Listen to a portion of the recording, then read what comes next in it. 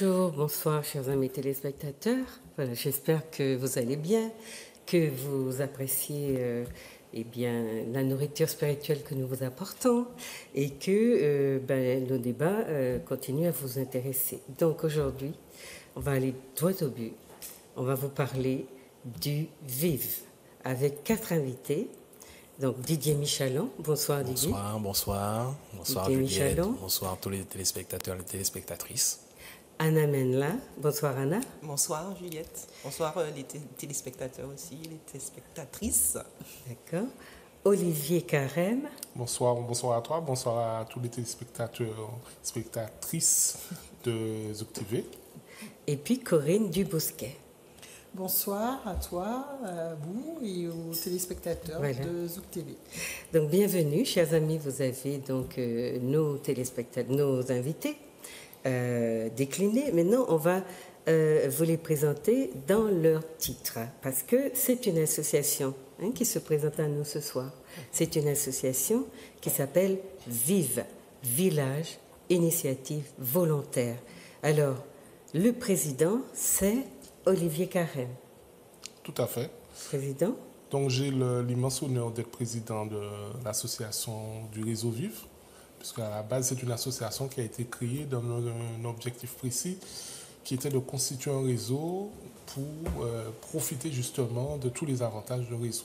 C'est-à-dire être plus fort parce qu'on est ensemble et qu'on peut s'appuyer les uns sur les autres. D'accord. Et l'idée de village aussi rend cette dimension... Tout à fait. Symboliquement, on a pensé un peu à la Martinique d'une certaine époque où les communautés vivaient comme dans des villages et pouvaient se soutenir et avec des coups de main. Il y avait toute une série de pratiques ancestrales qui ont permis à la Martinique d'être ce qu'elle est aujourd'hui, justement. D'accord. Donc vous avez vu le logo de l'association Vive tout à l'heure. Ensuite...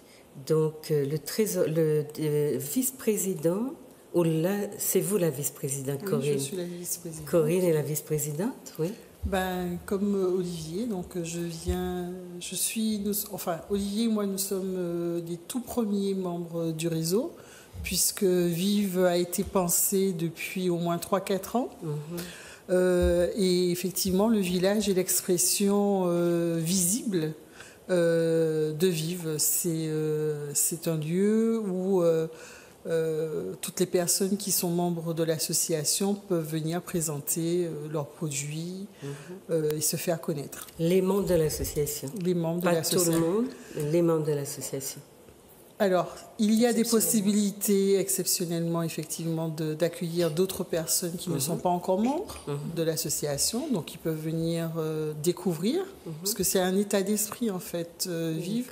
Il y a un concept de famille. Quand Olivier disait que on reprenait un petit peu ce qu'il y avait d'ancestral, on est vraiment dans une idée de solidarité, d'entraide. C'est comme une grande famille, en fait, vivre. Donc, les personnes peuvent déjà venir découvrir le concept et puis si ça les intéresse, s'ils s'y retrouvent, intégrer le réseau. Adhérer à l'association.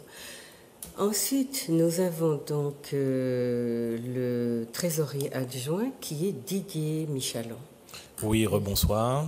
Oui, moi j'ai la modeste place de trésorier adjoint, une place quand même prépondérante, mais je suis officieusement, inéluctablement le ministre de la propagande de Vive, mais une bonne propagande saine, dans la mesure où on a essayé de mutualiser, de rassembler nos ressources en fait. C'est la somme de nos expériences au travers de nos artistes, nos artisans, nos agroécologistes, nos agriculteurs.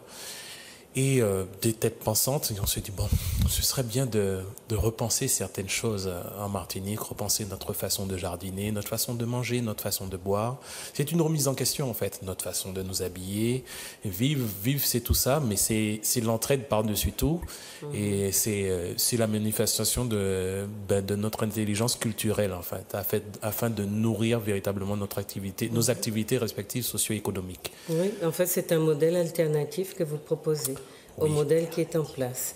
Parce qu'il détruit beaucoup aussi nos jeunes générations, puisqu'ils n'arrivent plus à absorber la population jeune qui veut travailler, et même les moins jeunes, puisqu'on a maintenant une population au chômage qui est de plus en plus âgée.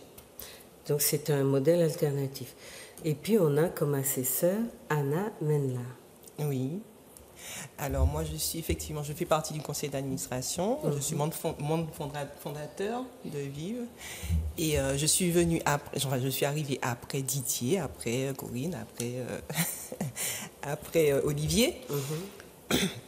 Alors effectivement, il y a beaucoup de créations à Vive. Enfin, la plupart des gens, tous ceux qui sont dans Vive créent. Ils ont chacun quelque chose de spécial. Et personnellement, je suis arrivée ne sachant pas vraiment où aller, je dirais. Et j'avais même dit après la première réunion de Vive que je ne pouvais pas faire partie de Vive parce que je ne sais rien faire. Enfin, c'est ce que je croyais. Jusqu'à ce que Corinne m'attrape, comment dire ça, je ne sais même pas quel mot utiliser, et me dit, mais je ne comprends pas, tu dis que tu ne sais rien faire, tu as une chaîne YouTube, tu fais ci, tu fais ça, etc. Et je dis, me dit, mais il faudrait peut-être que tu commences à t'y mettre, à faire quelque chose vraiment de professionnel. Et donc, je me suis mise à réfléchir à ce qu'elle me disait, et aujourd'hui, c'est moi qui fais les vidéos de promotion de Vive. Donc, chaque fois qu'il y a un village, je fais les vidéos, Didier fait la partie flyer, etc. Et moi, je m'occupe de la partie vidéo. D'accord. Voilà. Donc, chers amis, vous avez dû voir que le plateau est rempli de choses que nos amis fabriquent à la Martinique. Alors, à côté de ça, ils vont vous parler, dans un deuxième temps, de la monnaie locale qu'ils ont mise en place et qui est comment on va dire, un instrument, un outil peut-être plus précisément, d'échange, ou on peut dire ça? Oui, un bon d'échange. Oui. D'échange extraordinaire, qui a énormément de qualité. Et donc, voilà, on va vous exposer ça dans un deuxième temps. Mais pour le moment, donc moi, je vois que vous avez tous des t-shirts donc, avec votre logo. Donc, les téléspectateurs voient votre logo. Et sur ce logo, il y a 3 lettres vives qui sont symboliques aussi, au-delà du fait que ça signifie village, initiative volontaire, 3 mots qui sont très importants. Vous avez aussi la symbolique de Vive. Hein, vous voulez nous dire quelque chose? Vous y avez pensé dans ces termes-là, je suppose. Alors moi, j'ai encore en mémoire la séance de remue-ménage, de brainstorming, comme on dit maintenant, sur le nom. Et on a beaucoup discuté avant de trouver un nom. Et en fait, ce nom, finalement, a fait consensus. Une fois qu'il a été prononcé, il a fait consensus. Parce que il a permis en fait de faire une synthèse en fait de toutes les idées directrices, c'est-à-dire aussi bien la communauté sous forme de village, le fait qu'on se situe vraiment nous au cœur de l'action, donc l'initiative, et qu'il y a effectivement une notion de volontariat, une notion d'action, une notion de faire des choses, de se prendre en main en fait, et de sortir un peu on va dire de l'assistanat ambiant, de la facilité, et puis de la consommation bas de gamme. Donc on a réussi en fait à regrouper tout ça sous l'acronyme VIVE, et qui en plus, il y a le verbe vivre, il y a l'exclamation vive, il y a tout ce qu'on peut imaginer autour, ce qui fait qu'au final le nom nous plaît. Voilà. Et apparemment, les retours qu'on a eu sur les villages qu'on a fait jusqu'à maintenant, justement, le nom plaît, effectivement, les gens retiennent facilement. Donc bon. Et il est bien assorti au projet, en plus. Hein? Il dit bien ce que vous voulez véhiculer. Alors, avant qu'on aille découvrir la deuxième, ou aborder la deuxième partie de notre programme, j'aurais aimé donc que vous présentiez vos projets, comment vous fonctionnez, comment... alors, pour l'adhésion, vous avez expliqué un petit peu comment on peut adhérer à l'association, mais vous demandez d'abord aux gens de venir voir, de venir essayer. Et au-delà de ça, comment c'est parti ce projet-là? Comment vous avez commencé? Puisque vous en êtes, je crois, à votre 3e, c'est ça? Sixième village. Oh, vous en êtes à votre 6e village. Donc quand vous vous réunissez, vous appelez ça village aussi? Oui. On se réunit, donc le village se réunit? Le village se D'accord, réunit. donc ça aussi symboliquement c'est très intéressant. Donc dites-nous comment et vous avez essayé tenté le premier village et comment la population a adhéré? Donc en fait, il y a quelques années, on avait été conviés, Olivier et moi, dans le cadre de son activité qui est Beljadin, à une manifestation qui mettait un coup de projecteur sur des artisans, des commerçants, des locaux. Et à l'issue de cette rencontre, ça a été comme une évidence. On s'est dit, il faut qu'on arrive à mobiliser tous ceux qui la force vive martiniquaise au service de la Martinique. Donc il y a eu des réflexions. Donc il y a eu d'abord un comité de pilotage qui a réfléchi pendant quelques années. Et puis à partir d'un certain moment, on s'est dit il faut qu'on passe à une phase plus offensive. Et on a commencé à rencontrer d'autres personnes, donc à s'ouvrir et voir s'il y avait des personnes qui avaient la même idée que nous et qui voulaient donner une visibilité à l'idée, passer de l'idée à quelque chose de plus concret. Et pour nous, ça a été une évidence que cette première manifestation se fasse à la Maison des syndicats à Fort-de-France. Donc c'était le 3 juin de l'année dernière. Donc la Maison des syndicats a joué le jeu. Et bon, on a eu quelques petites difficultés de mise en place, mais au-delà des difficultés, on a dit quel que soit ce qu'on rencontre, on met le village en place. Et c'est comme ça que le premier village a démarré avec une quinzaine d'exposants. Enfin alors chez nous, on les appelle des villageois, ce ne sont pas des exposants. On est vraiment dans l'idée de la rue Cazenègue, le village. Enfin, c'est tout ça aussi qui est véhiculé. Donc, c'est vrai qu'on n'a pas eu beaucoup de visiteurs, mais ce qu'on a noté au premier village, c'est que les gens, quand ils venaient, ils restaient. On a des gens qui sont restés toute la matinée. Ils ont vraiment pris le temps avec chaque villageois, discuter. On avait des personnes qui fabriquaient sur place des produits, donc ça faisait des attractions. Ils ont pu goûter à des spécificités, puisque nous avons un traiteur qui met en avant les produits locaux. Elle peut aussi bien développer toute une gamme autour du fouillis à pain. Un village, elle nous avait fait un pâté en pot de fouillis à pain succulent, comme elle peut travailler la patate douce sous toutes ses formes. Et puis, on avait des agriculteurs et on a des artistes aussi, donc qui assuraient la partie animation musicale. Donc ça, c'était le premier village. Et à l'issue de cette manifestation, on s'est réunis. Donc, Vive, une des particularités, c'est que tout est participatif. C'est-à-dire que quand Olivier a dit que pour le nom, il y a eu un brainstorming, y a pas, même si Olivier est le président, ce n'est pas lui qui décide. Il y a vraiment l'idée que chacun apporte sa pierre à l'édifice et que toute idée est bonne. Donc à l'issue de ce premier village, on s'est réunis, on a fait un débriefing et on a décidé que c'était parti et qu'on avait envie de renouveler.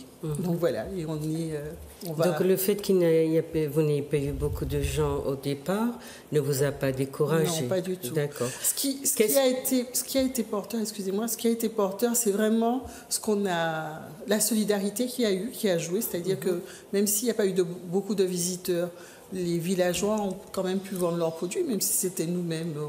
On a d'abord, nous, commencé par découvrir nos propres produits. Donc ça a été un vecteur. Et puis... Non, et puis le fameux esprit de vivre, sur lequel on va peut-être revenir plus tard, c'est là où on a vraiment vu son expression. C'est-à-dire que nous, on considère à vivre qu'au-delà de l'achat, de l'aspect commercial, il y a un aspect humain, un aspect relationnel qui est primordial et qui doit le rester. Et cette première manifestation, ce premier village, en fait, a permis de mettre ça en exergue. C'est-à-dire qu'on a vu des villageois se déplacer, aller discuter avec les uns avec les autres pour savoir mais qu'est-ce que tu fabriques, comment tu réalises ça, où tu installes, etc., etc. Donc on a en fait, pour nous, c'était d'abord un agréable moment à passer ensemble. Donc moi qui ai une activité de cours de jardinage, en fait, j'ai plutôt passé mon temps en fait, ce jour-là à faire de l'animation, par exemple. Donc à faire parler sous la sono, chacun des villageois. On a fait des jeux entre nous, etc. Il y avait des choses à gagner. Et je reviens sur ce que Corinne disait à l'instant, c'est-à-dire que le principal enseignement, c'était le retour des visiteurs qui étaient là. Ils étaient peu nombreux, mais ils nous ont tous encouragés à continuer en nous disant que ce qu'ils avaient apprécié sur notre village, c'est qu'ils voyaient sur place des produits qu'ils n'avaient pas l'habitude de voir ailleurs. Et qu'ils se rendaient bien compte qu'on était exclusivement sur de la production faite en Martinique, souvent avec des produits, une base locale, et que ça changeait du Made in China qu'ils avaient des fois l'habitude de voir ailleurs, et que grâce à ça, ils avaient envie de venir, et que on a eu des demandes, par exemple, pour les prochains villages à partir de ça, alors qu'on n'avait même pas encore fixé de date de deuxième village, par exemple. D'accord. Mais vous avez commencé il y a 1 an et vous en êtes déjà au 6e village. Ça veut dire que voilà, vous êtes stimulé quelque part. Alors, je vois sur votre prospectus, dans la variété des produits que vous exposez ou que vous proposez, les catégories que vous avez mises en place. Jardin, manger, bouet, soins, habiller, caille. Et puis... Norme, ou sinon la Kilti. Norme, c'est la Kilti. Oui. Donc norme, la Kilti. Donc vous avez comme un petit porte. Voilà. Donc je suppose qu'on va le voir tout à l'heure, ou comment on fait. On va le voir sur une diapositive. Très certainement. Voilà. Mais donc ça, c'est la première expérience. Donc Anna, vous dites que vous n'étiez pas encore avec eux à ce moment-là, au premier village. Non, donc qu'est-ce qui vous a... Comment avez-vous découvert ce village et qu'est-ce qui vous a attiré? Alors, je pense que c'est Didier qui a dû donner mes coordonnées, je pense à Corinne ou Olivier. Et Corinne m'a contactée carrément. Elle m'a demandé est-ce que je voulais venir à une présentation de l'association. Elle m'a dit au préalable ce que c'était. Donc, ça m'a vraiment tout de suite plu parce que ça fait très longtemps que je souhaitais faire ça. D'ailleurs, j'avais commencé avec d'autres personnes. Et quand j'ai vu qu'ils faisaient exactement la même chose et qu'ils étaient déjà organisés, je me suis dit, pourquoi pas ne pas me joindre à eux carrément. C'est-à-dire que la structure à partir de laquelle vous organisez vos manifestations, elle est bien ancrée, elle est bien structurée. Donc ça vous permet aussi même quand vous n'avez pas beaucoup de public, de perdurer, de durer, enfin de rester dans ce cadre de village qui peut à n'importe quel moment, n'importe où, se repartir ou se monter ou se décider demain, tiens, le village sera présent à tel et tel endroit. Parce qu'en fait, c'est un concept, mais c'est aussi une série de gens qui adhèrent à cette sorte de, comment on va dire, d'esprit de mobilité aussi, parce que vous attendez des gens qui soient mobiles, que là où vous allez trouver, voilà, une opportunité, que le village se monte. C'est comme si on avait démonté sa tente et qu'on la remontait. Voilà, c'est exactement ça. En fait. C'est un peu ça. Et en même temps, derrière, il y a tout ce que vous drainez comme esprit de solidarité, puisque le village représente véritablement la collectivité, le besoin d'être un collectif. Alors, Olivier, comment Didier, pardon, vous avez commencé au début. Vous êtes un concepteur, parce que pour la monnaie, c'est vous qu'on entendra beaucoup aussi. Et vous êtes un concepteur du village. C'est fort possible. Disons que j'ai cédé à la violence d'Olivier, voilà, qui, je pense, sous les conseils de Corinne, m'a sollicité, vu que j'avais quand même un peu travaillé cette vision, attachée certes à une monnaie, mais au-delà de la convention sociale basée sur la confiance, qui est la monnaie. il y avait une façon de voir la Martinique, en fait, et autrement que ce qui nous était proposé jusqu'alors. Comme je dis souvent, la langue française est formidable. On a un modèle, en fait, dans lequel on s'applique à se débattre et qui nous sidère. Mais il se trouve que lexicalement, le mot sidérer, c'est exactement l'inverse que désirer. Voilà. C'est-à-dire qu'on reste là, laisser entendre qu'on n'a pas, on est tétanisé. Voilà. Et on bouge pas, on fait rien. Ce qui est intéressant, c'est que le mot sidère, sans faire l'intellectuel, c'est extrait du mot sidus, en fait, des étoiles. Donc on contemple et puis on peut pas faire grand-chose. Vive est la preuve que non. Vive est la preuve que non. Vive est plus l'expression du désir, en fait, de ce qu'on veut, en fait. Et c'est ça, c'est ce qui est important, c'est qu'on a soulevé toutes ces questions. Partant du jardin, donc, parce que le jardin, c'est la pierre angulaire de vivre, mais de la vie en général, de la nature, en fait. On plante une graine et puis on voit comment ça émerge, bien ancré dans nos racines, donc bien conscient de notre culture.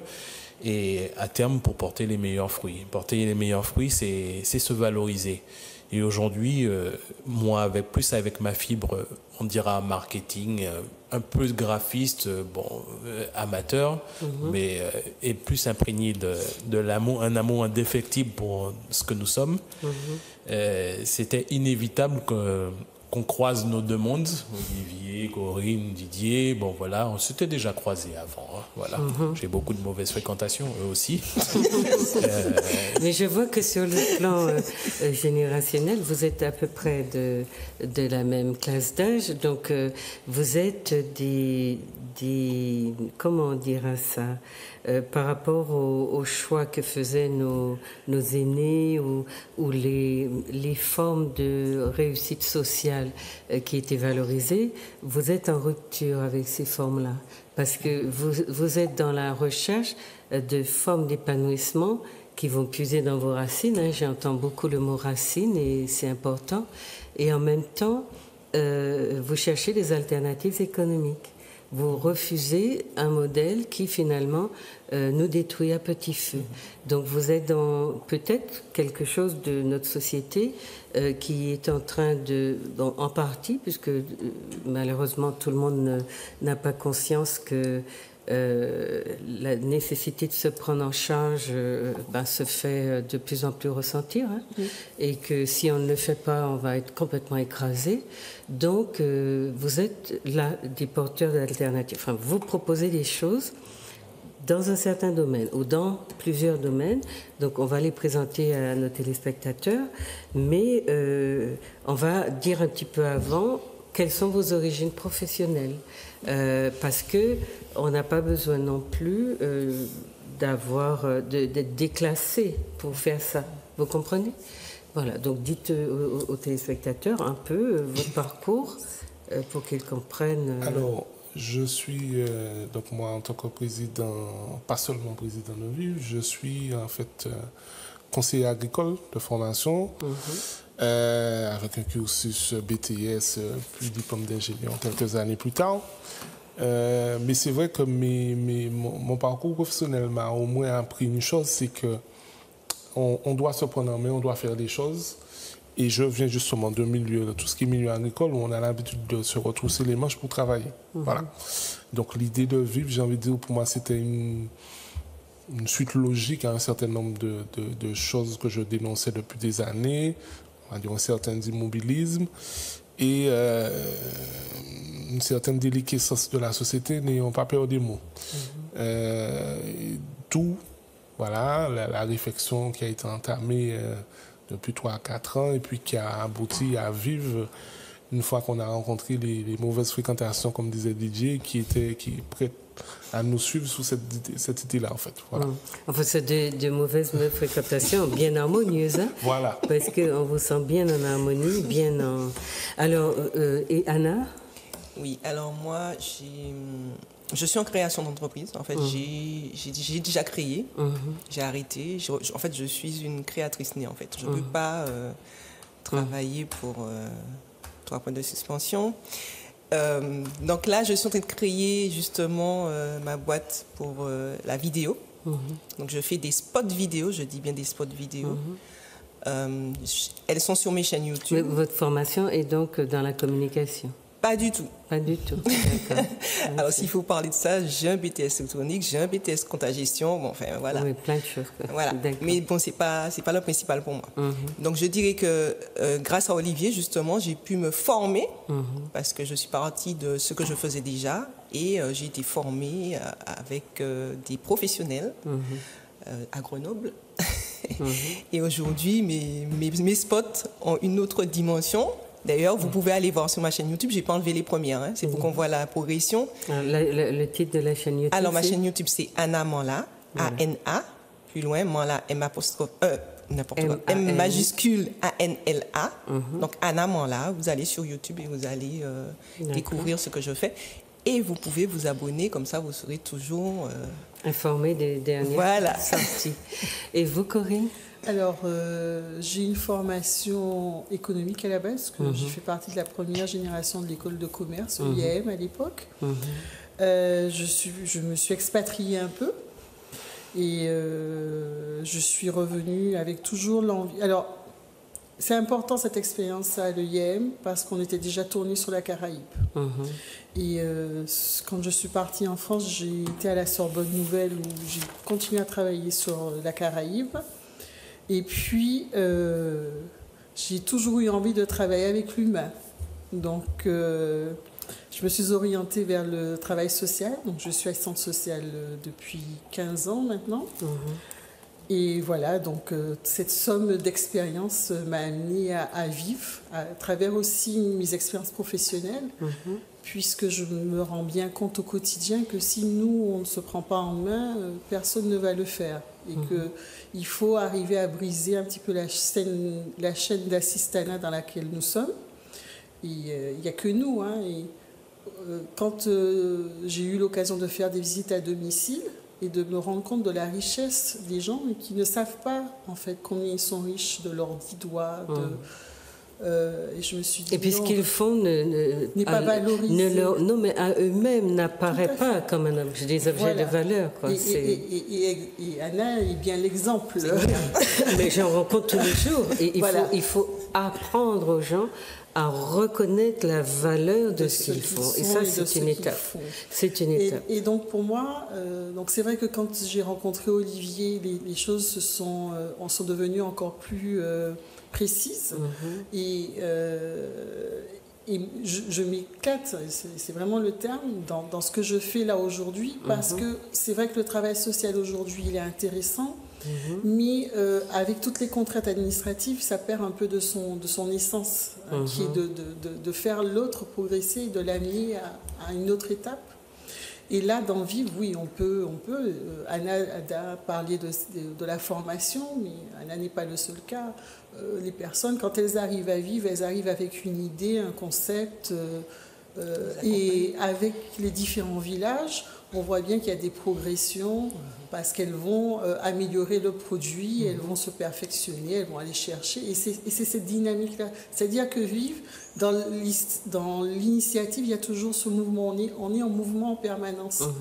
Chacun entre nous, et puis chacun vis-à-vis du retour aussi. Donc voilà, c'est tout ça. D'accord. Et Didier? Bon, moi, j'ai un passage dans une esprit interéclectique. Donc, je suis diplômé de mathématiques, informatique appliquée à l'économie. Donc, au départ, j'aime les données, les data. Et j'ai poursuivi aussi, je suis diplômé de marketing vente à Schellcher. Et une formation juste derrière de graphiste, mais pas graphiste professionnel, mais bon, des cours appuyés. Tout ça pour dire que finalement, de tous mes calculs, mes appréciations mathématiques, je suis revenu à mon domaine de prédilection, la séduction. Alors, comment décide-t-on je vois quand même que vous avez des profils plutôt économie, gestion. Est-ce que ça influe sur votre décision? Mais c'est surtout, puisque vous êtes dans, dans le système, vous êtes formé. Qu'est-ce qui se produit à un moment chez vous qui déclenche donc ce désir de couper avec une certaine routine ou une certaine forme d'intégration et d'en inventer une autre.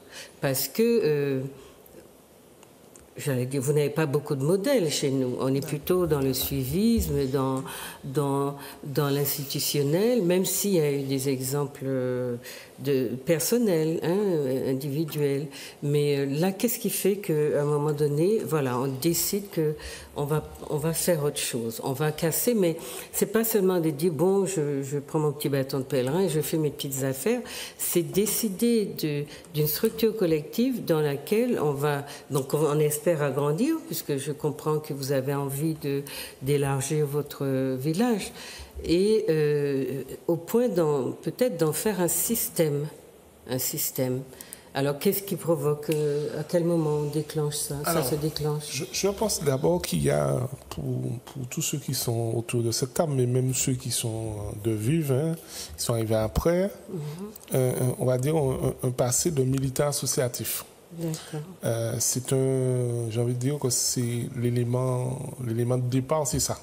C'est-à-dire militant associatif, quel que soit le type d'association, avec des bouts de ficelle, on va faire des choses extraordinaires et on prend l'habitude, au fur et à mesure, d'être en action, d'être en mouvement, comme disait Corinne précédemment. Après, effectivement, on a tous plus ou moins un profil d'économie. Moi, dans mes études agricoles, il y en avait beaucoup, gestion, compta, etc. Et c'est vrai qu'on est obligé de faire un certain constat au bout d'un moment, lorsqu'on a les 10 ans, 15 ans d'activité professionnelle. Les choses ne bougent pas, les choses n'avancent pas. Alors on a grosso modo deux positions. Soit on se plaint tout le temps assis tranquillement dans son fauteuil, les années passent, ou soit on se dit, bon, qu'est-ce que je peux faire concrètement? Et puis on essaie de trouver des gens qui vont globalement avoir à peu près les mêmes objectifs, la même vision du monde. Et on se met ensemble et on crée quelque chose qui ressemble à Vive, qui pourrait s'appeler autrement d'ailleurs, mais qui a pour objectif principal de donner un peu de sens à ce qu'on fait, c'est-à-dire d'avancer ensemble et non pas seul. C'est-à-dire que l'objectif de Vive n'est pas de mettre en avant un individu plus que l'autre. L'objectif de Vive, c'est de permettre à des gens qui réalisent des choses ou qui ont une envie de réaliser des choses, d'être un peu plus en avant parce qu'ils sont ensemble. Alors je vais prendre un exemple pour que ça soit bien concret pour tout le monde.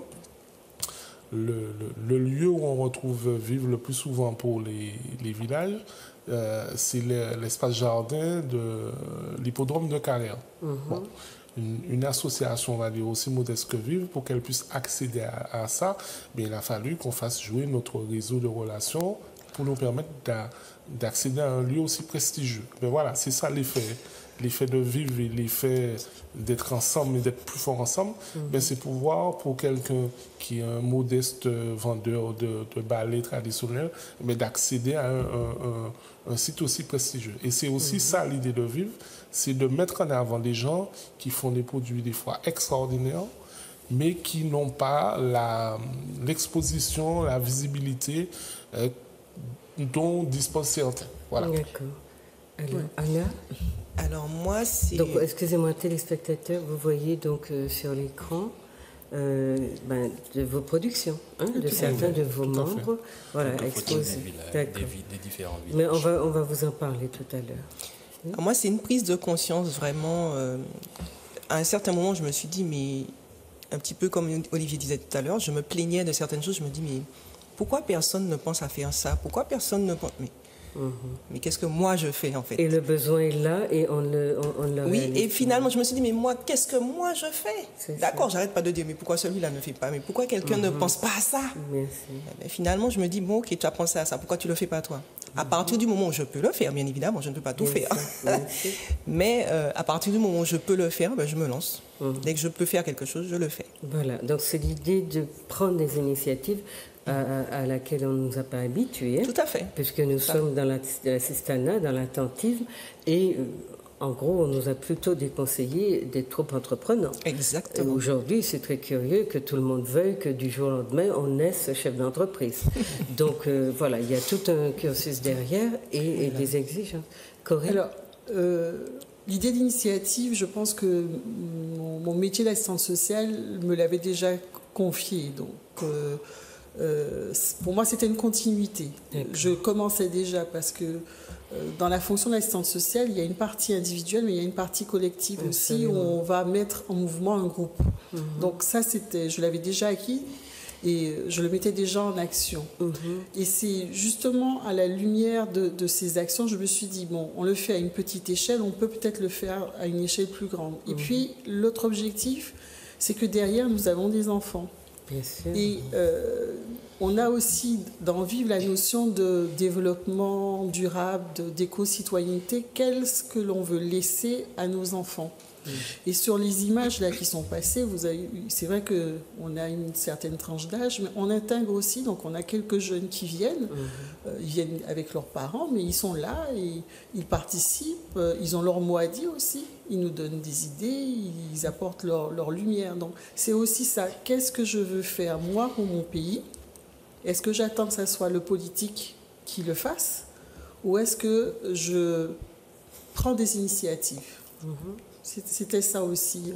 Je pense que c'est ce qui m'a motivée. Donc, on est à l'ère d'un citoyen responsable qui décide qu'au lieu de crier en mouet après des politiques qui sont un désespoir par certains côtés, voilà, donc des citoyens dynamiques qui décident que, aussi donner l'exemple. On peut donner l'exemple parce que on aura vraiment à penser à tous nos jeunes qui sont sous les abribus comme si leur domaine ne leur servait à rien.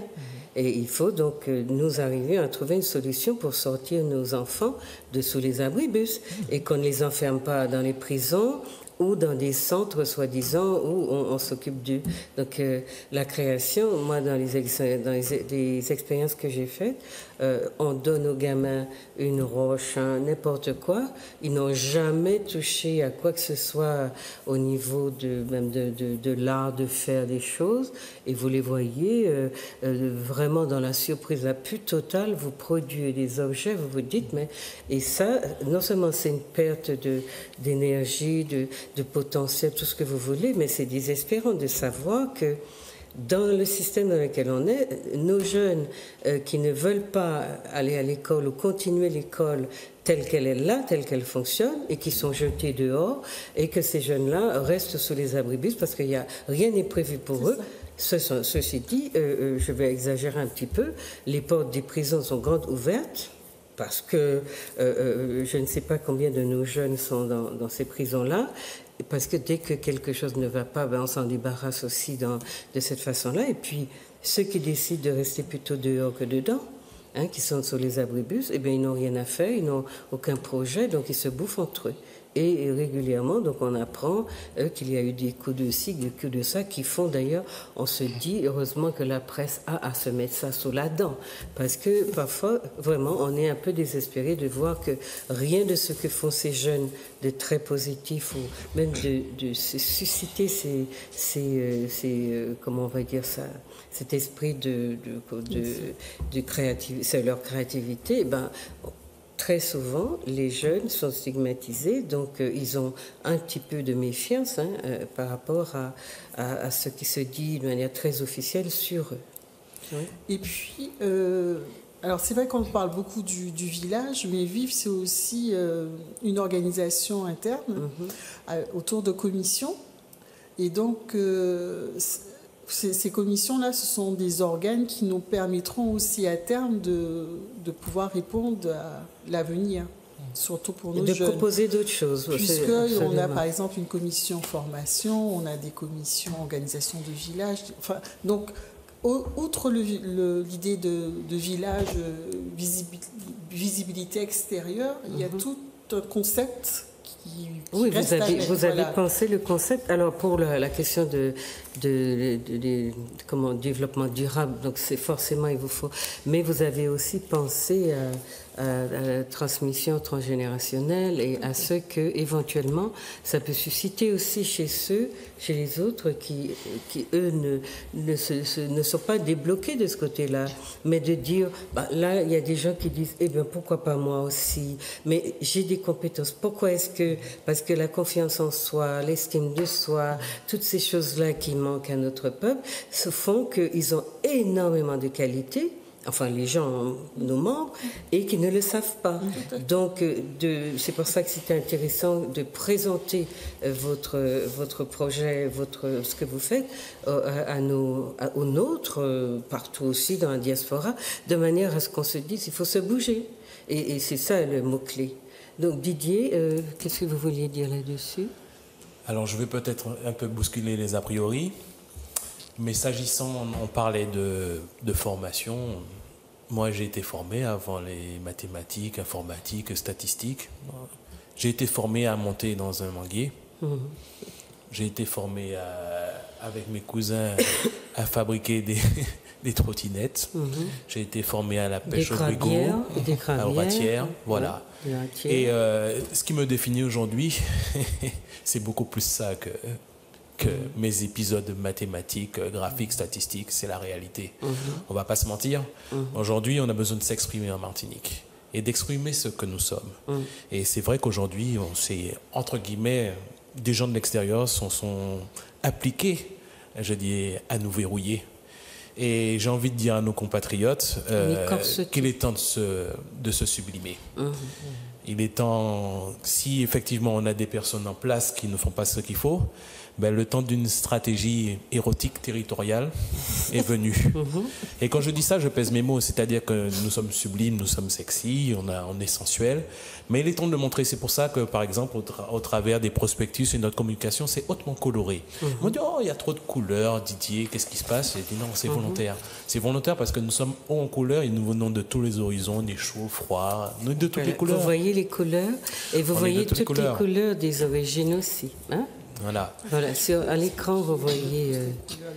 voilà. Alors, on va donc... vous êtes donc habité par cette même énergie positive, la conviction que vous pouvez faire des choses et que vous pouvez les proposer à vos concitoyens. Donc ça, c'est l'idée qui vous unit, réunit, fédère, et vous avez maintenant une variété de membres qui proposent des choses. Est-ce qu'on peut dire, parce qu'on a vu les catégories dans lesquelles s'inscrivent vos membres, hein, jardin, manger, bouet, soins, habiller, caille, NAM.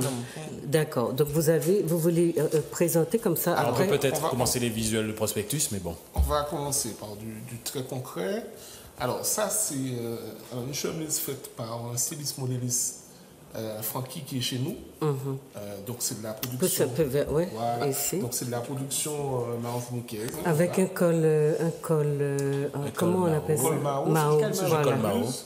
En madras. Et qui fait des choses très intéressantes parce qu'il va travailler le tissu comme on n'est pas forcément l'habitude de le voir, et qu'on peut le rencontrer sur le village.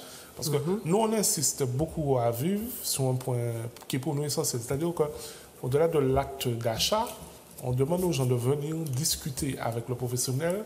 Ça permet des fois de lever des doutes, de lever des incompréhensions, de passer commande tout simplement, et de profiter des fois de prix plus intéressants sur le village qu'ailleurs.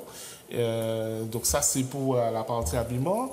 Mais ça libère aussi votre, comment on va dire, sa fantaisie. Vous pouvez inventer un modèle et demander à votre couturier. Comme je disais une fois à quelqu'un, nos artisans, ceux qui sont présents, sont capables de tout faire. Simplement, il faut leur dire ce que vous voulez. Il faut leur dire ce que vous voulez. Voilà. Donc le contact de proximité est important. C'est primordial. Voilà. Alors, dans un autre modèle, dans un autre genre, alors ça, c'est quelque chose de très intéressant. Un t-shirt, oui. Artiste. Donc c'est un artiste, oui. Qui a eu l'excellente idée, en fait, de mettre ses toiles sur support... sur support t-shirt. D'accord. Et c'est vrai que ça... donc il y en a beaucoup... alors ça, c'est un modèle parmi tant d'autres. Oui. Après, on a des choses un peu plus... de taille plus modeste. Des portes toujours avec la même artiste. La même artiste. Elle fait des marque-pages, mais aussi... Elle utilise toutes sortes de supports. Ça des canevas qui font... Ça, c'est des sets de table. Des sets de table. C'est à l'envers, Allô, pardon. C'est-à-dire qu'elle est partie du premier. C'est un bon ça, exemple. magnifique. Elle est partie du premier village du 3 juin où elle avait présenté ses tableaux. D'accord. Et depuis, elle les décline sous toutes sortes Plusieurs de sortes supports. d'objets, d'accord. Ça peut être du coco aussi, c'est des D'accord. choses. Donc là, c'est quoi? C'est comme matière? C'est lavable? C'est lavable? Oui, c'est lavable. D'accord. Bon. Ensuite, vous avez donc des petites On a des des petites objets choses décoratifs. très mignonnes, genre porte-clés. Là, aux D'accord. oreilles. Alors ça, c'est un babois qui fait ça chez nous. C'est un collectif en fait d'artistes, graphistes, etc. Donc qui font des choses très intéressantes. On a, alors on parlait de développement durable. Voilà un exemple de ce qu'on peut faire. En fait, De c'est récupération. Récupération donc sur du jean avec des strass qui sont collés. Donc un vrai travail d'artiste qui fait dessus.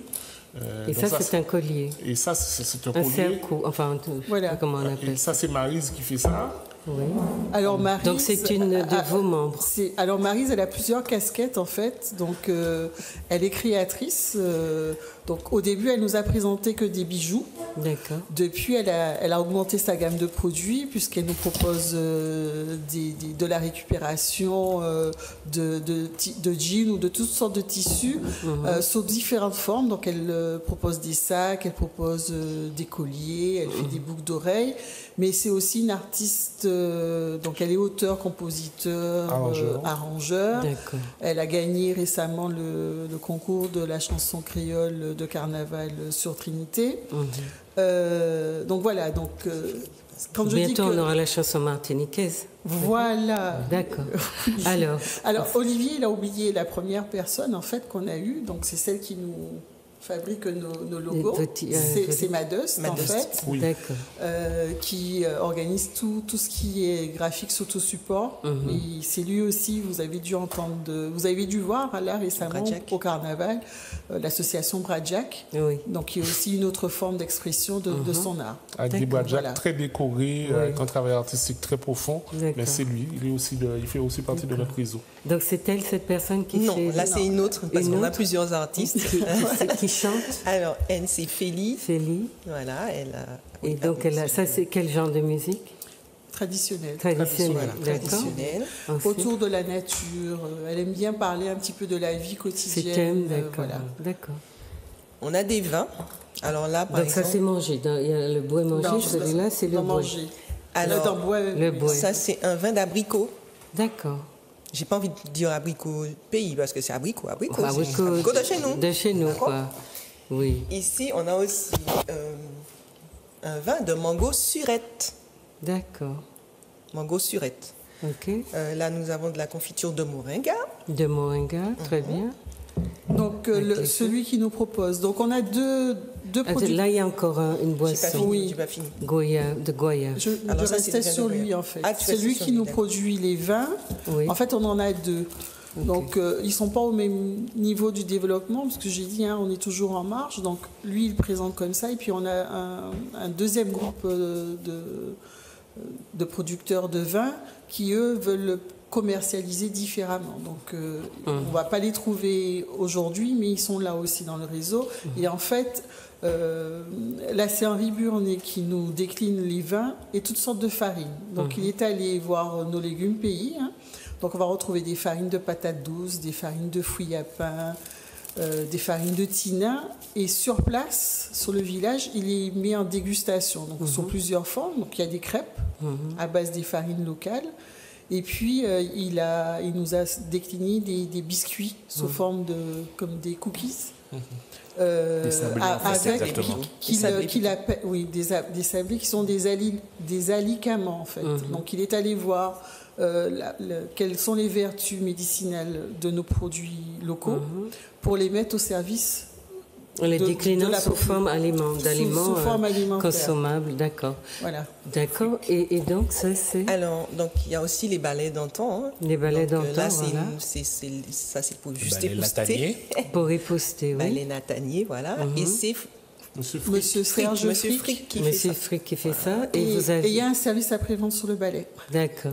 C'est-à-dire que s'il est abîmé, on lui ramène le manche. Oui, alors il faut qu'on fasse vite parce qu'il nous faut parler de la monnaie. La monnaie est très importante. Donc on a aussi des boissons qui ne sont pas présentes ici. Il y a Muriel. La goyave, là. Il y a Muriel. Et je vois des pierres, des peintures sur pierre. Ça, c'est toujours les artistes. Sur les artistes, d'accord.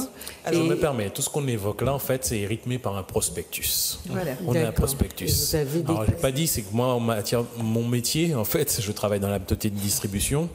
C'est faire le choix entre les différents fournisseurs, constituer une gamme de produits pour répondre à un maximum de besoins, et puis épurer, et puis valoriser au travers du marketing, quoi que ce soit. Donc c'est pour ça qu'on a un prospectus. Donc si tu peux montrer le tien, Corinne. Le mien est fatigué, il a traversé. Je tiens quand même à le montrer. Avec tous les produits que vous proposez. Ordonnés par le même paysage, c'est-à-dire que... Avec un double affichage de prix. Oui, avec le visage des personnes qui les offrent. Oui, c'est un gros catalogue. Hein. C'est plus un catalogue. C'est une bonne amorce, un beau prospectus. Oui. Bon, voilà, enfin, c'est plus qu'un prospectus, un chers téléspectateurs, c'est un gros catalogue. Un vivectus, voilà. Dépêchez-vous d'aller. On voit à l'écran, effectivement, alors là, j'insiste, au départ, au-delà de la vente de produits de prix, je me suis dit qu'on va commencer à mettre quand même des informations liées à la saison de nos fruits, déjà pour commencer, parce que je trouve étonnant que d'un point de vue pédagogique, on n'ait pas nos écoles qui soient dotées de ça systématiquement, mais on va retrouver aussi des informations intéressantes liées à... Oui, Anna voulait présenter un autre objet. Oui, avant de présenter ça, je disais qu'il y a aussi des gens qui font des boissons. Faites voir, Anna. Alors ça, c'est juste... Aux couleurs du drapeau martiniquais. Voilà, alors ça, c'est moi qui réalise. Des sacoches. Voilà, pour un téléphone, donc il y a une poche intérieure. Pour un téléphone portable, d'accord. Pour un téléphone portable, voilà. Il y a des poches intérieures, extérieures aussi. Et l'argent de poche. Téléphone portable et argent de poche avec une grande bandoulière. Voilà. D'accord. Et donc je disais qu'il y a aussi des boissons, donc des madous. Madou de Muriel, c'est quelle herbe encore? Basilic, etc. Et il y a aussi Racine, c'est aussi une boisson. Enfin, donc, vous avez des bijoux par là, vous avez des bijoux, vous avez des petits couilles, vous avez... il y a plein de choses. En fait, sur le village, on va trouver tout ce dont on a besoin. On va pouvoir s'asseoir avec les bancs d'antan, en matériaux de récupération. Oui. On va pouvoir se coucher, être à son aise avec les meubles de luxe qui sont J'ai vu une chaise réversible, donc une partie chaise et une partie escabeau. On va pouvoir se restaurer, puisqu'on a plusieurs villageois qui proposent des produits alimentaires. On va pouvoir s'habiller, puisqu'on a plusieurs stylistes. Donc c'est vrai que là, on a parlé de Francky, mais nous avons aussi Marie-Claire... qui propose des produits pour femmes rondes et vêtements traditionnels. On va pouvoir boire, on va pouvoir... on a un jeune qui nous fait l'animation. Ça, ce sont les chemises de Francky. Voilà, chers téléspectateurs. Après, c'est Didier qui est le modèle. Pour la jeunesse de l'histoire, j'avais une chemise qu'une amie angolaise avait faite pour moi, voilà, avec du tissu traditionnel, et le patron lui a servi à cette déclinaison. C'est-à-dire que je dis à Francky, bon, maintenant j'ai été récupérer des tissus qui me convenaient. Au départ, j'ai cette chemise comme ça et cette couleur, mais j'expliquerai, parce qu'on va revenir sur les billets, j'expliquerai pourquoi. Et l'idée, en fait, c'est de faire le mannequin. J'ai retiré la tête parce que la tête est vilaine. Mais Corinne, finissez. Mais la chemise est très belle. Et puis maintenant, on va passer au... Et la partie NAM, en fait, elle est dans où est-ce qu'on la retrouve l'amour de la culture. C'est l'expression de l'esprit, en fait. Voilà, donc... l'expression artistique, en fait. C'est-à-dire travailler aussi avec les matériaux de votre pays, vous inspirer de formes, de couleurs qui sont de chez nous, ça fait partie de la culture. Dans aussi tout ce qui est les animations musicales, donc on a eu l'occasion de faire des Bel Souhait, du Daniel Souhait. On a été présent sur le Grand Prix de la CTM où on a fait un mouvement Belay avec des explications. Donc il y a tout tout ce qui est... Là, c'est le travail du couille. Donc là, le couille, elle fabrique les couilles sur place. D'accord, voilà. Donc, on peut manger aussi, il y a des assiettes, il y a des... Enfin, il y a toutes sortes de choses. Il y a un petit restaurant à la Martinique où vous mangez dans les couilles, vous savez. C'est très agréable. C'est les louches, tout ce qui sert, et la vaisselle étant. Donc, vous proposez ça aussi. Et en fait, le vecteur commun de tout cela, c'est ce que Didier, en fait, il va développer, c'est le couille. Parce que le couille, c'est celui avec lequel on va manger, mais c'est aussi celui où on va échanger. C'est notre monnaie. Notre monnaie, c'est le couille. C'est-à-dire, c'est le nom de la monnaie, mais ça ne va pas être un petit couille comme ça, récipient, mais un couille monnaie. Un vrai couille. Oui, Olivier va nous en parler. D'accord. Non, moi, c'est Didier, toujours. Didier va nous en parler, pardon. Olivier, Didier, c'est chacun à ma droite et à ma gauche. Voilà. Donc... ça, c'est sur la question même du fonctionnement de l'association. Bon, s'il y a des gens, des créateurs ou des gens qui n'ont pas encore commencé, mais qui veulent commencer, donc ils s'adressent à vous. Vous allez donner des références, des numéros de téléphone ou peu importe. Et les prospectus comme ça, ils peuvent les trouver où, les gens, si ça les intéresse? On va les décliner. Pour l'instant, ce sont des spécimens, mais bon, on va en imprimer un petit peu. Vous allez en imprimer parce que là-dessus, il y a plein de numéros de téléphone. Hein. Voilà. Donc, ça sera simple de suivre. WhatsApp. Enfin, on utilise tous les vecteurs de communication aujourd'hui. Mais où est-ce que vous annoncez les villages? Quelle fréquence? Alors, chaque fois qu'il y a un village, environ une semaine à 15 jours, ça dépend de notre degré d'organisation. Il va y avoir une vidéo qui va être faite par Anna, qui va partir sur Facebook, sur WhatsApp au moins. Il y a des audios aussi. Il y a des prospectus, enfin des vivectus, comme dit Didier. Donc vous annoncez le qui village. On fait. Et en général, on fait 2-3 passages radio, télé. Et c'est vrai que les gens commencent à nous suivre vraiment. Donc on a des réguliers. On a des réguliers qui viennent pratiquement sur chaque village. D'accord. Bon, eh bien, chers amis téléspectateurs, vous savez ce qu'il vous reste à faire, de vous intéresser. Et puis, même si vous ne voulez pas en faire votre métier, mais que si vous êtes de bons créateurs, amenez au collectif là vos compétences. Il y a des gens, de toute façon, qui ont envie de consommer local et qui ont du mal à trouver les produits. Parce qu'on produit local parfois, mais en trop petite quantité pour satisfaire nos besoins. Donc plus on aura de personnes intéressées, mieux ça sera. Alors maintenant, on va passer à la deuxième partie de notre émission qui est très importante, c'est-à-dire qu'on a présenté le cadre dans lequel le village agit, interagit, mais on va essayer de voir comment, sur quelle base les liens de commerce, enfin les liens commerçants s'établissent entre les gens. Parce que c'est un village, mais où se vendent des produits fabriqués par ce que vous appelez les exposants, mais qui sont en fait des villageois. Hein? Donc, sur cette base-là, c'est Didier qui m'a rappelé, qui s'appelle bien Didier, qui va nous donner nous expliquer un petit peu. Mais ce que j'ai envie de vous dire avant, c'est que les monnaies. Alors, Didier va nous parler de d'une monnaie locale qui existe à la Martinique maintenant, même si elle n'est pas encore sortie du vif. C'est pas encore sorti du vif, mais le projet, ce serait effectivement que son usage soit plus étalé et plus étendu. Alors c'est une monnaie légale, c'est un usage légal, et ce sont des monnaies convertibles. Les monnaies locales sont des monnaies convertibles en euros. Donc ce qu'on va faire, c'est qu'on va demander. Alors là, vous avez la monnaie de chez nous, mais puisque ça vous rassure souvent de savoir qu'en France, on fait les mêmes choses. Nous en sommes ça. Et dans le monde, et comme nous manquons de confiance en nous, c'est un domaine de notre identité à travailler, eh bien, nous avons besoin de savoir que d'autres font pareil. Donc, vous allez voir une carte de France où existe une quarantaine de monnaies locales. D'accord? Donc, je ne sais pas si on peut voir... Là, ça se décline... Il y a quelques exemples. Oui. Là, il y a des exemples. Mais sur la carte de France, vous voyez, donc, dans toutes les régions de France, il y a une quarantaine de monnaies Et chaque monnaie a un nom. Et ça fonctionne. Le dernier qui vient d'être créé, la dernière, a été en Normandie. Hein? En Normandie, donc vous avez le Rouen, le Havre et Caen, qui sont donc des villes de Normandie, qui ont une nouvelle monnaie qui va cohabiter avec l'euro. Parce que cette monnaie-là qu'on vous propose ne va pas exister seule.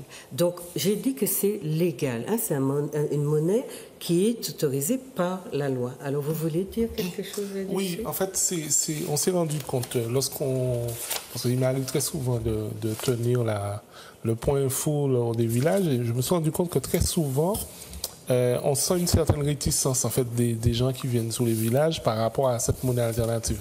Et donc, lorsqu'on en a discuté entre nous, il est apparu qu'il était important d'expliquer le caractère légal de cette monnaie, et figure d'ailleurs sur chaque billet, donc ici, bon, vous verrez par l'écran parce que c'est vraiment très petit, un rappel de l'article de loi, donc c'est l'article L311-6 qui autorise justement, dans certaines conditions, à créer une monnaie locale. Et c'est vrai qu'au bout d'un moment, cette monnaie a eu tellement de succès que certaines personnes repartent chez eux avec, parce qu'ils nous disent, mais c'est vraiment une excellente idée, et on n'y avait pas pensé. Mais on va essayer de voir tout ce que... Alors, chers amis téléspectateurs, la monnaie qu'on va vous présenter aujourd'hui est une monnaie locale, mais qui s'est développée dans un cadre légal. Alors voilà ce que dit la loi. En France, les monnaies locales sont reconnues légalement dans la loi Économie sociale et solidaire, ESS, à l'article 16. Donc ça a été présenté en Conseil des ministres le 24 juillet 2013, adopté le 21 juillet 2014 à l'Assemblée nationale. La loi économique, sociale et solidaire a été promulguée par le président de la République le 31 juillet et publiée au journal officiel le 1er août 2014. Donc vous voyez, cette monnaie qui vous est proposée aujourd'hui, que vous pouvez utiliser à la Martinique, pour le moment c'est au vif, mais on peut essayer de voir, par la connaissance que vous en aurez, la confiance que vous allez avoir dans cette monnaie locale, quand vous découvrirez que partout dans le monde, il y a des centaines de monnaies locales qui circulent en parallèle avec la monnaie officielle, vous verrez, ce qui nous intéresse, ce sont les avantages de cette monnaie pour un peuple qui souffre de la vie chère, pour un peuple qui souffre du chômage, pour un peuple qui souffre de vivre dans un environnement où il n'a aucune empreinte, sur lequel il ne laisse aucune empreinte, c'est-à-dire marqué par les usages, les objets qu'il crée et dont il se sert, sa présence en fait. Donc on va laisser Didier nous parler de comment il a eu l'idée de créer cette monnaie, comment l'idée lui est venue. Alors cette idée m'a traversé il y a quelques années. Je me suis posé la question de... Tout d'abord, je ne vais pas parler d'économie, mais je vais parler un petit peu de symbolique et d'image. Parce que je suis féru d'images et je me dis, mais quelle image qu'on nous renvoie pour nous donner confiance? C'est vrai que la monnaie, c'est une convention sociale basée sur la confiance, mais je regarde les billets qu'on a jusqu'à présent, c'est pas ça qui m'inspire confiance. Par contre, j'ai des référents. En tant que Martiniquais, en tant qu'afrodescendant, j'ai des référents envers qui j'ai confiance. Et ce qui était important pour moi, c'est de faire circuler cette confiance. Et j'ai compris qu'au travers des réalisations d'un artiste, je tiens à le saluer parce que là, jusqu'encore là, je fais la promotion de ses œuvres, mais j'ai eu son consentement quand même il y a quelques années. Donc les effigies qu'on a sur les billets sont dessinées par un artiste. C'est réalisé par un artiste, Luc Kabil, un extraordinaire artiste. Pour moi, c'est le meilleur portraitiste que je connais, en tout cas jusqu'alors, là, en Martinique. Et je lui ai dit, de toute façon, je vais diffuser ça, diffuser, parce que j'ai pas d'autre but. Donc vous faites une monnaie avec nos personnes qui portent avec nos repères. Mais nos repères, ce sont nos personnalités en fait. Nos personnalités. Voilà. Demain, ça peut être nos localités ou notre faune, notre flore, parce que vous verrez en fond en fait qu'il y a des motifs en fait. Alors là, derrière Barry Copette, on a des yoleurs, Oui. Est-ce qu'on peut voir, voilà, vous voyez les personnages, vous voyez Aimé Césaire, France Fanon, Glissant, Copette, c'est ça? Oui, Suzanne Palsy, Eugène Monard. Et derrière, vous avez... On a un gros billet, voilà. 10 000, enfin donc pour chaque l'instant, billet, vous avez vu à quelle somme cet argent correspond, enfin ce billet correspond, et vous voyez surtout que ça s'appelle un QUI. Vous avez dans l'angle, enfin je pense que vous le voyez sur l'écran. Le logo. Vous avez, alors c'est à gauche de l'écran, vous voyez QUI écrit à gauche de l'écran. Oui. Hein, le petit logo, un petit logo, mais avec en le bas logo, aussi. avec le QUI en fait. Le petit QUI. Donc la monnaie qui vous est proposée ici s'appelle le QUI, avec des scènes ou des personnalités, des personnages de notre pays. C'est cela qui change. Donc, dans d'autres pays, ils les adaptent en fonction de leur environnement aussi, et ils leur donnent des noms propres. Si vous voulez, tout à l'heure, je vous dirai quelques noms de ce que vous trouvez en France, au Japon, en Belgique, en Angleterre, dans tous les pays où ça existe, en Afrique aussi. D'accord ? Donc, voilà l'idée. L'idée vous vient de faire exister votre environnement dans l'argent, de la monnaie que vous allez utiliser sur votre marché. En fait, la monnaie, c'est un prétexte. Il ne faut pas oublier, je remets en considération, c'est juste un outil. Anna ?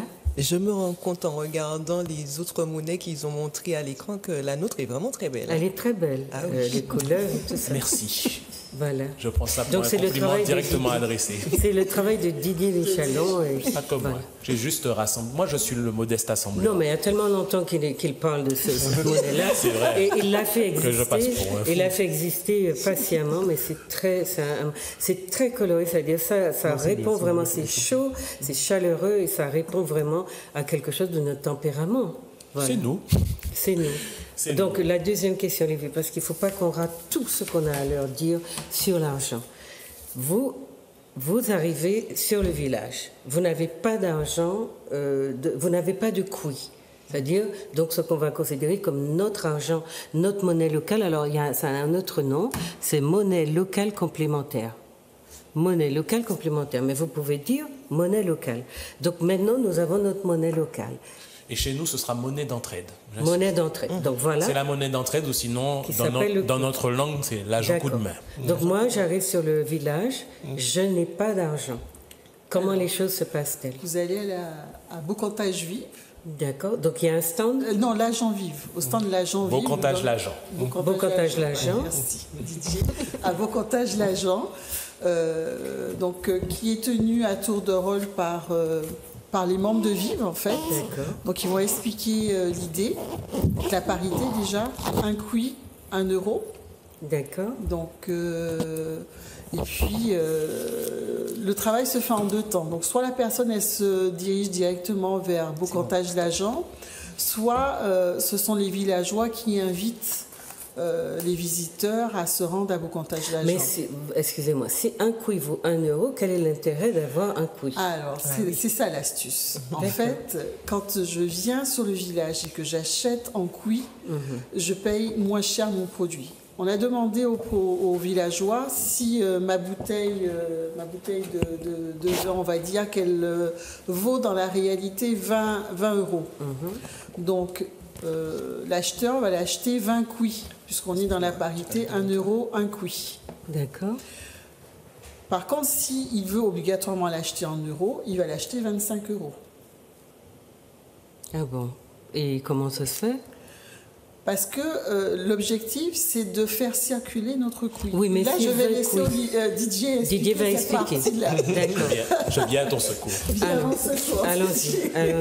Parce qu'en fait, si je garde mes euros, parce que moi, je voulais comprendre, dans les recherches que j'ai faites, on explique que c'est avantageux dans les pays, dans les régions où le coût de la vie est élevé, où le chômage est élevé. Donc moi, c'est cela que je voudrais que nos téléspectateurs saisissent bien pour qu'ils ne ratent pas l'occasion de venir au village et de faire des économies en achetant local. Didier. Alors, je vais expliquer. L'avantage d'un bon d'entraide, puisque moi j'appelle ça une monnaie d'entraide, la monnaie d'entraide en tout cas de chez nous. D'accord. Les monnaies locales complémentaires, elles ont une vertu essentielle, c'est de territorialiser la production et la consommation. Alors je vais être un peu plus clair. On va évoquer, c'est notre village, puisqu'on a mis, on s'est permis, on a pris notre aise, hein, Juliette, on a mis nos vins, confitures, voilà. Oui. L'idée, c'est d'échanger autour de, considérant que la table est notre Martinique magnifique. On a décidé de faire circuler notre richesse là et de faire en sorte qu'elle ne s'évade pas. Parce qu'il faut bien comprendre qu'en économie, le plus important, c'est de faire circuler la richesse, oui. au travers de l'argent. La monnaie est à l'économie ce que le sang est au corps humain. C'est-à-dire qu'il faut que ça circule. Quand je dis ça, j'évoque, alors je bouge mes doigts comme ça, mais il faut bien que le sang circule pour que je fasse ça. Voilà. Et que mes membres soient irrigués.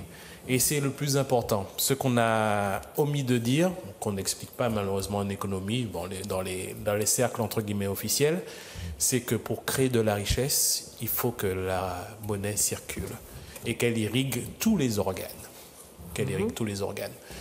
Et le but de territorialiser une monnaie, c'est-à-dire que lui appliquer un nom et puis le mettre dans un certain cercle vertueux, c'est qu'à terme, l'argent qu'on utilise, que Corinne utilise, à terme, va lui revenir d'une façon inéluctable. Peut-être pas en totalité, mais en tout cas, cet argent sert à financer des actions qui vont dans le sens dans lequel on veut faire évoluer nos valeurs. Donc je rebondis sur un aspect que j'ai saisi. Vous considérez que ce qui est intéressant avec la monnaie locale, c'est qu'elle circule parce que vous avez un circuit entre du producteur au consommateur qui est centré localement, c'est-à-dire ce que j'ai compris d'ailleurs de l'intérêt de la monnaie locale, c'est qu'elle ne se distribue pas ailleurs, et qu'elle ne s'échange pas pour des produits étrangers, et donc ça force les gens qui ont cette monnaie-là de consommer ce que vous produisez, que nous produisons sur place. Donc ça veut dire que c'est une sorte de démarche patriotique qui fait que vous allez d'abord vous préoccuper de faire travailler vos producteurs, vos créateurs, et de faire que l'argent qui circule permette aux gens qui l'utilisent de faire des économies. Alors, moi, j'ai pris un exemple que j'ai entendu, puisqu'on vous dit qu'après le Brésil, c'est la France qui est la plus grande productrice de monnaie locale. Vous voyez, la France... c'est une contre-vérité. C'est une contre-volonté. C'est une contre-vérité. Donc, c'est pas après le Brésil. Je vais ponctuer. Vous allez ponctuer. Alors, voilà, par exemple, un exemple qui est donné. Vous allez au restaurant. Le restaurateur... Bon, vous allez manger ce que le restaurateur vous propose. Ou que vous choisissez sur sa carte, mais le restaurateur s'est approvisionné auprès du boucher qui est dans la région, le boucher s'est approvisionné auprès de l'éleveur qui est dans la région, et puis tout le circuit qui est en amont, qui est de la région, a été sollicité ou a eu, si vous voulez, une part dans ce process de commerce avec cet argent, dans ce process qui a fait que l'argent a tourné, mais est resté dans la localité et en même temps, chacun en a eu pour son compte. Donc la question maintenant, Didier, c'est qu'est-ce qui est avantageux par rapport à l'euro, puisque les deux monnaies existent en parallèle. Alors, il faut bien comprendre que ce n'est pas une monnaie contre une autre, c'est juste pour compléter en fait les défauts malheureusement de l'euro. Parce que l'euro a des défauts, il faut le dire. C'est vrai qu'on court après l'euro, mais l'euro n'irrigue pas forcément tout ce qu'on veut en Martinique. On a des initiatives... Il est surtout très élevé. Voilà, surtout très élevé. Ça complique, le coût de la vie est vraiment exorbitant. Oui.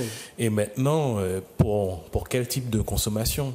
J'ai envie de dire que depuis des années, on a des débats sur l'écologie, des conférences sur l'environnement, sur le développement durable, sur les ressources qui serait bon de mettre, en branle en Martinique, les conversions, les énergies fossiles ou pas, aujourd'hui il y a le bioma ou quoi que ce soit, mais existe du débat l'argent, alors que c'est précisément l'argent qui sous-tend tout ce qu'on évoque là.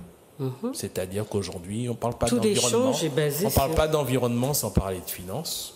On ne parle pas de développement et puis de réhabilitation des hôpitaux, services publics sans parler de finances. L'argent est partout. Dites aux téléspectateurs pourquoi ils ont intérêt à utiliser cet argent-là plutôt que l'euro.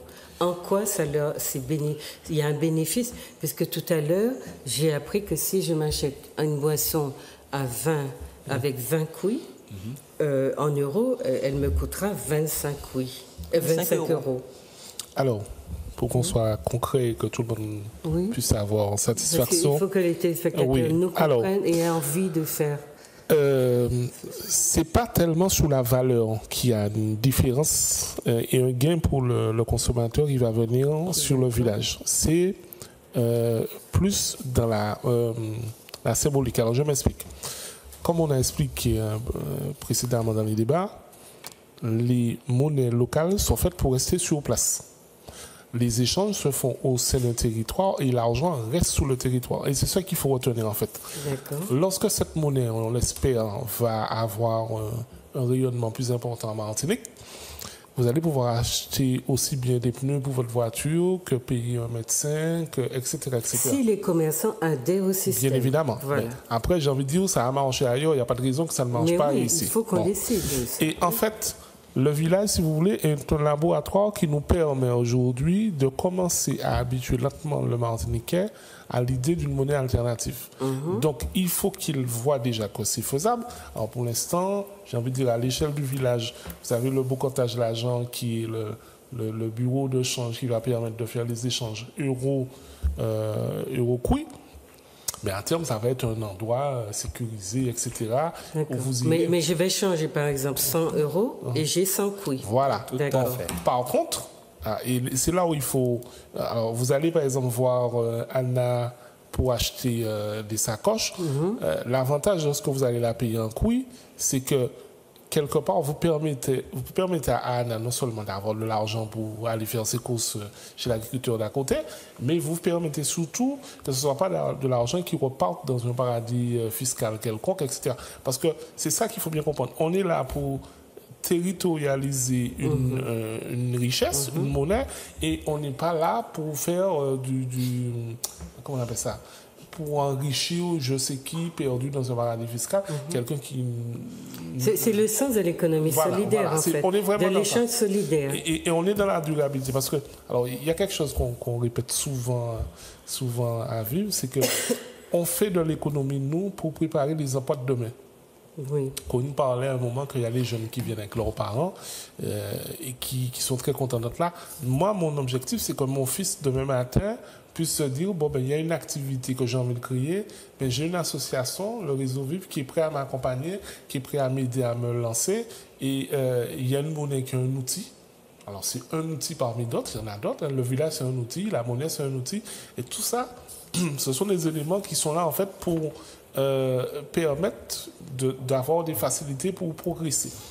Alors, ce qu'on va expliquer aux téléspectateurs, parce que il pourrait très bien se dire, mais c'est pas la peine de se donner autant de mal si finalement je vois pas ce que ça fait bouger. Sur l'un des documents que j'ai consulté, je vois les avantages des monnaies locales.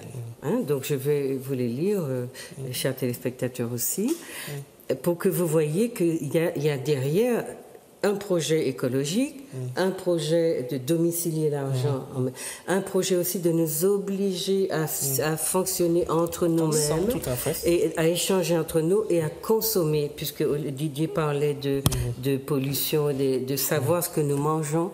Nos producteurs qui sont écolos nous donnent forcément à manger des choses bien meilleures que ce qu'il y a dans nos supermarchés. Alors, les monnaies locales ont tendance à circuler plus rapidement que les monnaies nationales. La même quantité de monnaie en circulation est employée davantage de fois et entraîne une activité économique globale plus importante. Donc il y a des exemples qui sont donnés là. Le cas de la livre de Bristol, qui est une monnaie locale en Angleterre.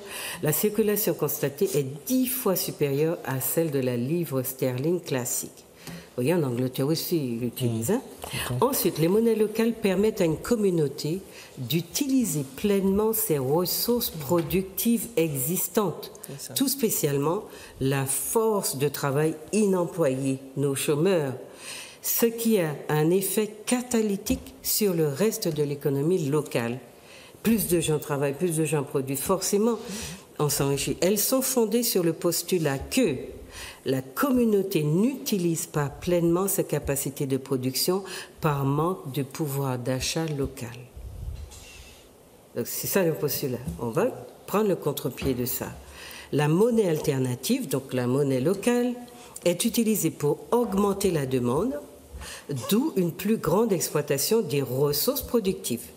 Si au lieu de produire 2 bouteilles de vin, j'ai une demande de 10, ben pour moi aussi, c'est mieux parce que je satisfais la demande de plus de gens et j'ai plus de couilles dans mon porte-monnaie. Ça, c'est une chose. Pour autant que l'économie locale fonctionne en deçà de sa pleine capacité, l'introduction d'une monnaie locale n'a pas besoin d'être inflationniste. Ça veut dire que ce n'est pas la peine de créer trop de billets, etc., même quand il en résulte une augmentation significative du volume total de monnaie et de l'activité économique totale. Puisque les monnaies locales ne sont acceptées qu'au sein de la communauté, leur usage encourage l'achat de biens et de services produits à l'intérieur de celle-ci, c'est ce qu'on disait. Par exemple, le travail de construction entrepris avec des monnaies locales emploie de la force de travail locale et utilise autant que possible des matériaux locaux. Donc, voilà, avec ça, je pense que vous avez saisi un peu l'âme de... C'est pas tellement que ça vous change de l'euro, c'est que derrière, c'est ce que vous disiez au début, il y a tout un concept, une vision des relations, des rapports entre les hommes, une vision aussi au niveau en matière de qualité de produits et l'utilisation de ce que vous avez dans votre pays et de ce que vous savez en faire. Donc, d'où l'aspect culturel qui est très important. Corinne ? On peut donner un exemple, en fait, sur le village. Donc, on a des agriculteurs, on a des restaurateurs, on a des producteurs de vin. C'est ça. Donc, nos agriculteurs produisent, les restaurateurs viennent acheter les produits agricoles, voilà. Donc ils viennent enrichir le producteur. Et donc le restaurateur, lui, va produire et les villageois les exposants, parce que nous-mêmes, nous consommons ce qui est produit sur le village, on ne vient pas avec notre repas, on consomme sur place, vont venir derrière enrichir le restaurateur.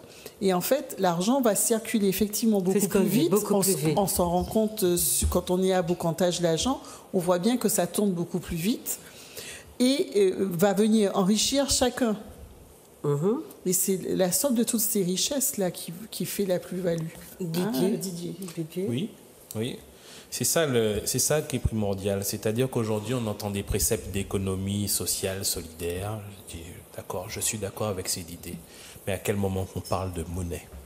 Parce que la monnaie, c'est l'élément fondateur de l'économie. De l'échange, oui. Voilà, en termes de l'échange. Et pour qu'il y ait des échanges, je veux dire, c'est comme une forêt. Hein. C'est une forêt, s'il y a une telle diversité, c'est pour susciter l'échange. Voilà. Il faut bien comprendre que la forêt était bien là avant nous, c'est parce qu'il y avait une diversité. Voilà. La diversité qui fait sa résilience. Il faut bien comprendre qu'au niveau monétaire, c'est exactement la même chose. On est dans une monoculture. En matière d'économique, on est dans une monoculture. Ça n'a pas de sens. C'est-à-dire qu'à terme, pour pallier au défaut d'une monoculture, on va introduire des choses qui, à terme, nous seront déficientes. Et en même temps, on le vit, nous, naturellement, avec la canne et la banane. Oui. On le vit tous les jours. Mais en même temps, avec la monnaie des autres, on vous oblige à consommer les produits des autres, puisque vous ne pouvez pas... C'est-à-dire que la consommation est forcément fléchée vers quelque chose qui ne fait pas forcément notre bonheur. Et donc, avec votre monnaie, donc c'est ça qu'il faut comprendre, hein, avec votre monnaie, en plus, dans un monde qui se désolidarise, où on crie en mouille, qu'on n'a plus de... etc., voilà, nous sommes là dans une volonté aussi de recréer du lien, de forcer les gens à se parler, parce que sur les villages, village, vous avez beaucoup d'échanges, les gens demandent des explications, mais ils peuvent aussi faire des produits sur mesure.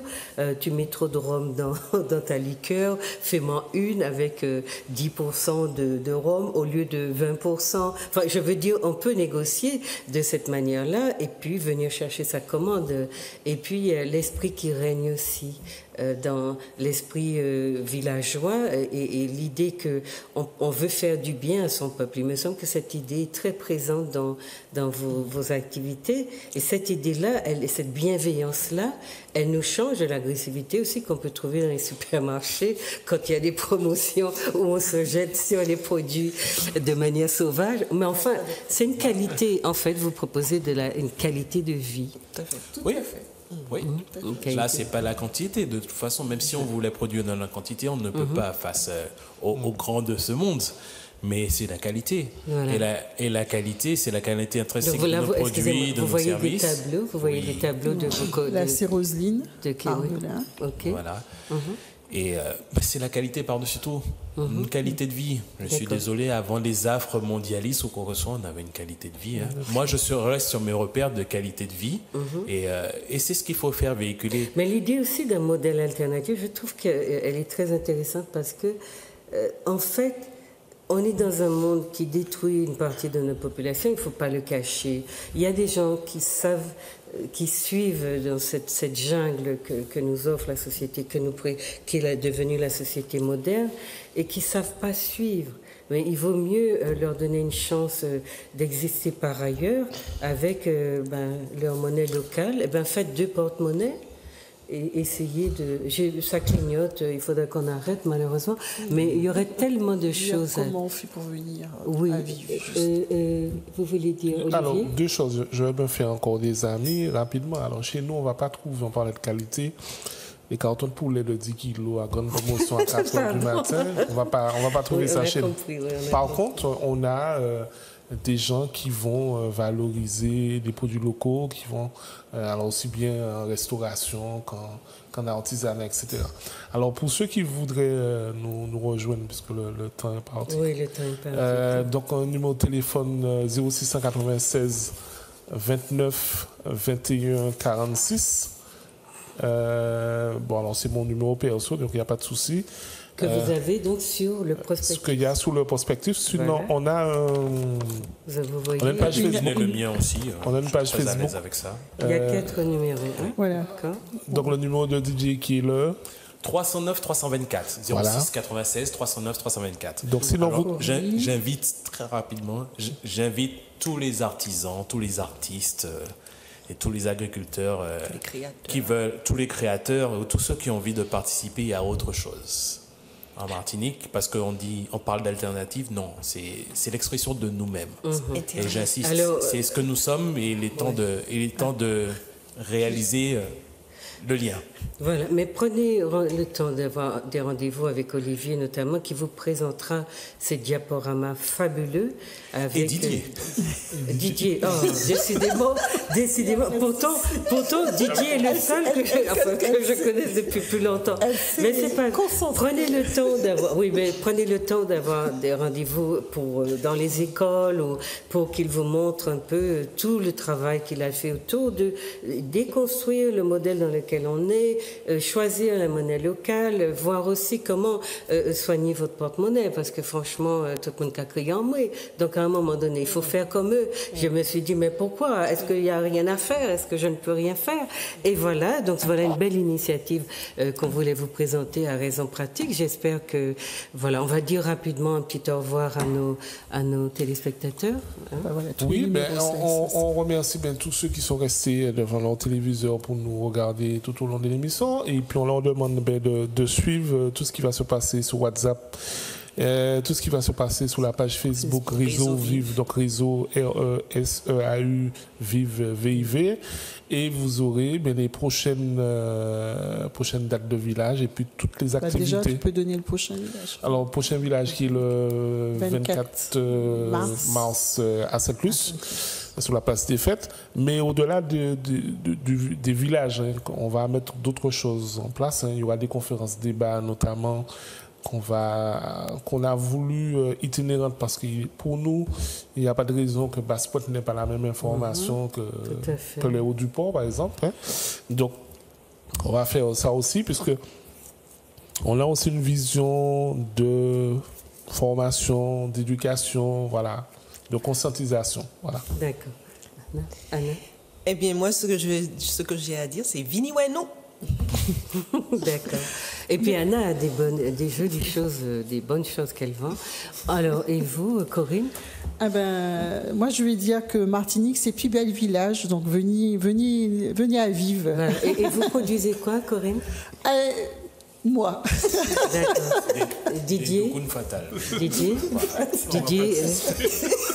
Didier, vous tenez une épicerie, vous voulez dire où elle est? Enfin, on n'a pas le droit de faire de la publicité. Pas de la promotion. D'accord. Ce qui compte, c'est ce que nous faisons à Vivre, parce que Vivre viendra inéluctablement là où je travaille. Oui. C'est une suite logique, en fait. Oui, c'est une suite Alors, logique. je précise, je tiens à vous le dire, on m'a déjà sollicité en ce sens. Hein. D'accord. D'accord. Voilà. Alors, chers amis, ben voilà, l'émission est déjà terminée.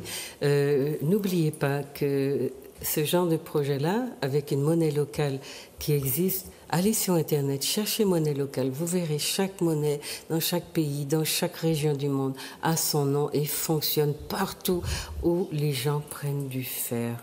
Ou bien où ils ont envie de recréer du lien, où ils ont envie de faire vivre leur région à partir de leurs produits. Et puis, donner une chance à leur créativité. Autrement, si on met toute notre créativité dans nos tiroirs et qu'on les oublie là, ben, qu'est-ce qu'on est? Des espèces de zombies dans une société qui nous écrase quand même un petit peu plus chaque jour. Donc, allez voir le village et puis essayez la question, la monnaie locale, pourquoi pas? Vous verrez les avantages. C'est à l'usage que vous verrez ses effets. Je vous souhaite une bonne soirée ou une bonne après-midi si vous étiez en train de voir une rediffusion. Et puis, je vous dis à très bientôt.